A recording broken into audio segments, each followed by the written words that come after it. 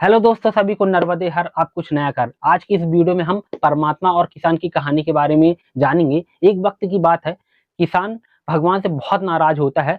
इसलिए नाराज होता है कि जब वह गेहूं की फसल को बोता है तब कुछ ना कुछ कारणों से ओले गिर जाते हैं, कड़ी धूप आ जाती है, पानी नहीं मिलता, आंधी तूफान आ जाता है। तब वह कहता है, भगवान लगता है आपको खेती किसानी का कोई जानकारी नहीं है, कोई नॉलेज नहीं है। तो वह भगवान को बहुत कोसता है, बोलता है कि आप मुझे सिर्फ 1 साल का मौका दीजिए, मेरे अनुरूप मौसम दीजिए। मैं देखना मैं फसल का और अन्न का भंडार भर दूँगा। तब भगवान ने मुस्कुराते हुए कहा, ठीक है बस मैं आपको 1 साल का मौका देता हूँ, आपके अनुरूप आपको मौसम मिलेगा। तब किसान बहुत खुश होता है, तब उसने खेती करना चालू करता है।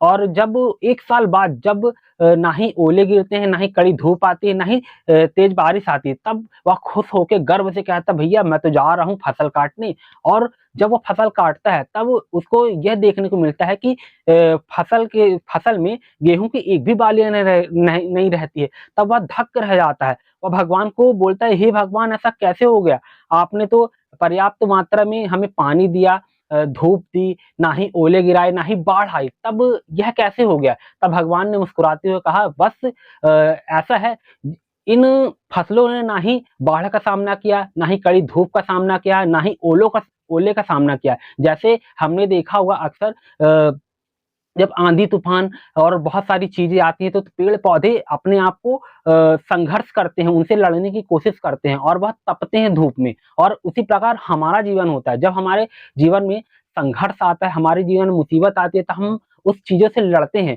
जब हम उस चीजों से लड़ते हैं तभी हम निखरते हैं। वैसा ही हमारे पेड़ पौधे और फसल के साथ होता है। और जब हम पेड़ पौधे, फसल, ओला तूफान और बाढ़ का सामना नहीं करते तब वह खोखले हो जाते हैं अंदर से, उनके अंदर लड़ने की ताकत नहीं होती है। उसी प्रकार इस फसल के साथ हुआ, ना ही फसल में एक ही गेहूँ की बालियाँ हैं। तब उन्हें समझ में आया कि हाँ यार, अगर यह फसल लड़ा होता तो आज हमें कुछ ना कुछ मिला होता है। इसीलिए भगवान हमारे जीवन में संघर्ष बहुत डालते, बहुत मुसीबत डालते हैं कि हमें उस चीज़ में निखार आ जाए, उस चीज़ में जैसे तपन देते, जैसे कि जब तक सोना तपता नहीं है तो निखरता नहीं, जब तक हीरा घिसता नहीं है तो उसमें चमक नहीं आती है। उसी प्रकार हमारा जीवन है। तो हमें इस परमात्मा और किसान की कहानी से यह सीख मिलती है कि हमें अपने जीवन में कभी हारना नहीं चाहिए, हमें संघर्ष करते रहना चाहिए और हमें कभी निराश नहीं होना चाहिए। हमें सफलता कहीं न कहीं मिलेगी और जब तक हम किसी भी चीज़ से मेहनत नहीं करेंगे, संघर्ष नहीं करेंगे,